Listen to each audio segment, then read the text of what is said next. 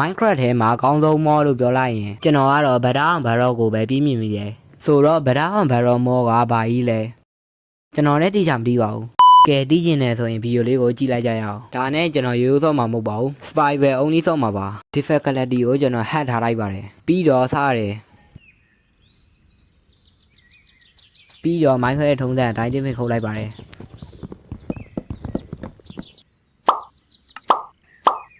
ကျွန်တော်တရက်ထဲမှာတင်2မျိုးစား2မျိုးကိုတွေးလိုက်ရပါတယ်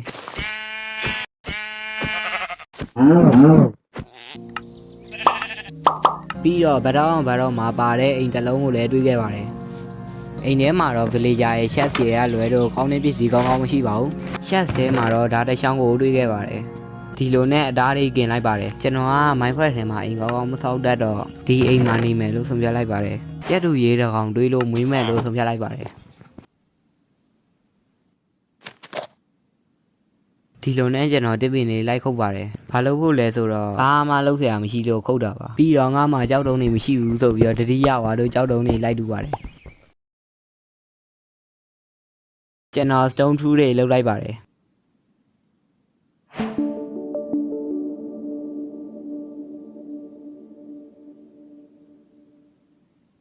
လေcrab ပြီးတခြားကျုံဝင်သွားမယ်ဆိုပြီးတော့ညရောက်သွားရောချိန်တာလေးလက်နေဝင်တာကိုကြီးနေညရောက်နေပြီဆိုပြီးတော့အိမ်ထဲဝင်ပြီးအိတ်လိုက်ပါတယ်မနေ့ရောက်တော့ကျွန်တော်တို့အိမ်ဆောက်ပြီးတဲ့အကောင်ကြီးကိုတွေ့ရပါတယ်ကျွန်တော်မှအိမ်ရှိပြီးသားဆိုတော့သူ့ကိုမောင်းထုတ်လိုက်ပါတယ်ဒီလိုနဲ့ကျွန်တော်လေလေးကိုရှာပြီးတော့တခြားကျုံနေလျှောက်သွားပါတယ်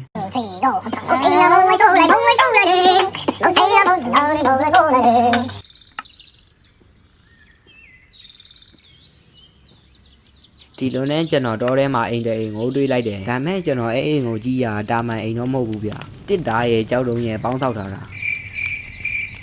အိမ်ရှင်တွေကကျွန်တော်ကောင်းကောင်းမွန်ဆက်ဆက်ပါတယ်သူတို့ကင်ထားတဲ့ပစိန်တွေကတော့အမှန်တကယ်တော့ရှုရှင်တွေပါအိမ်ရှင်တွေကပစ္စည်းတွေပေးဒီထီကိုအလွန်တော်ကောင်းကြပါတယ်ကျွန်တော်လည်းအားနာနာနဲ့ယူလိုက်ပါတယ်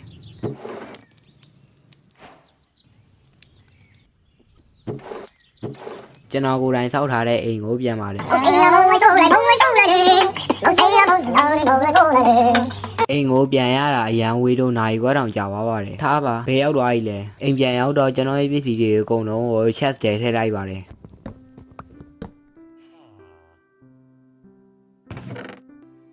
အာယွန်တရုံတွေးလို့တူလိုက်ပါတယ်ပြီးတော့ကြောက်တုံးတွေကိုလည်းတူးပါတယ်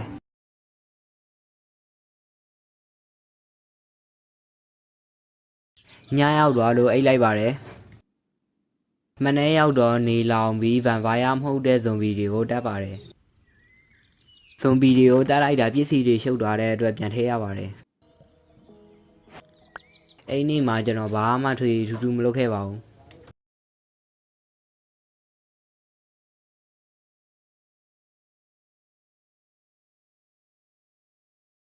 ဘယ်နာအတန်လဲလို့ကြီးလိုက်တာ Minecraft ထဲကဖြစ်နေတယ်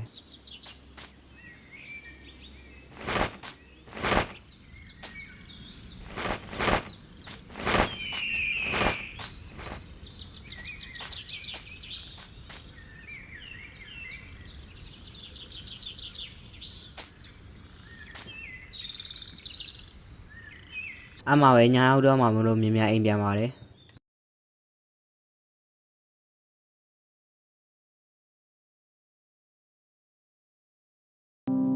Minecraft ထဲမှာအိမ်ရအားမရလို့အပြင်မှာပါအိတ်လိုက်ပါတယ်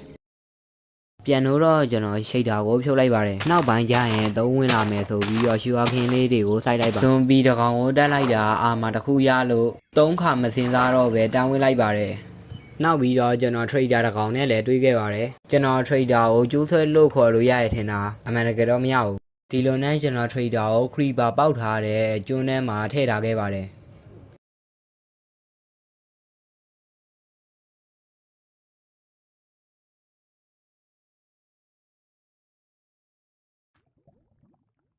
ဒီလိုနဲ့ကျွန်တော် flint ကိုလိုက်ရှာပါတယ် flint ရအောင်လုပ်တယ်လို့ပြောရင်တော့ပုံမှန်ပဲ flint ဆိုတာ YouTuber flint ကိုပြောမှာမဟုတ်ဘူးနော်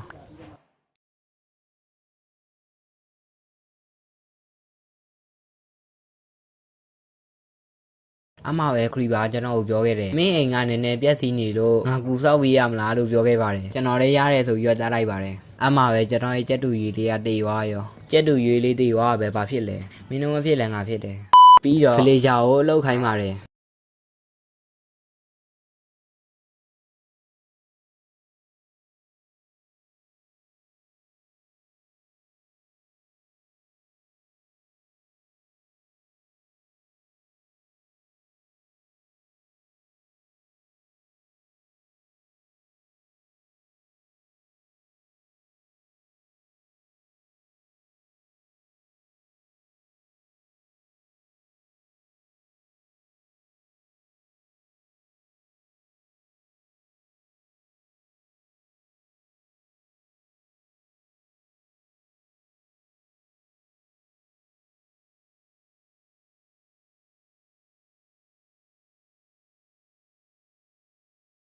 โอเคပြီးပြီဆိုတော့ကျွန်တော် state တွေနဲ့ emerald တွေနဲ့ trade ပါတယ်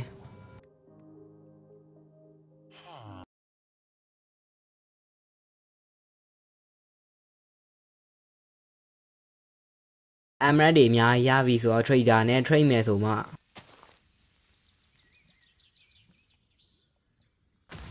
ဒီလိုနဲ့ကျွန်တော်စိတ်တူတူနဲ့အိတ်လိုက်ပါတယ်မနေ့ရောက်တော့တစ်တော်ခုတ်ပါတယ်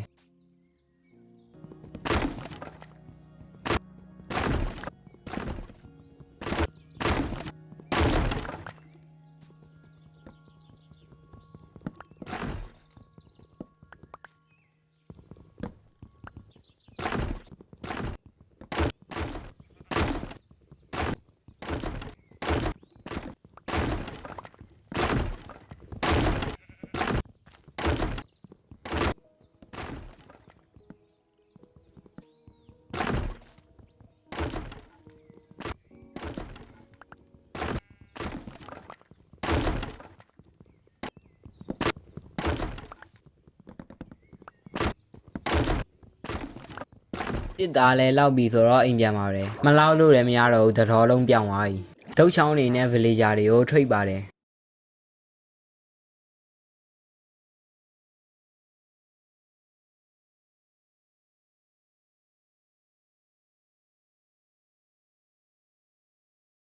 ဘာကောင်လဲတော့မသိဘူးကျွန်တော်ကိုကျိုးနဲ့ချောင်းတောင်ပေးတယ်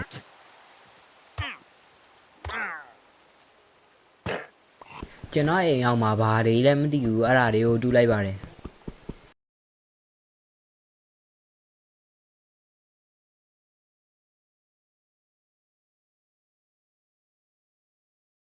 တူပြီးသွားမှဘာမှလုပ်လို့မရဘူးဆိုတာသိလိုက်ရတယ်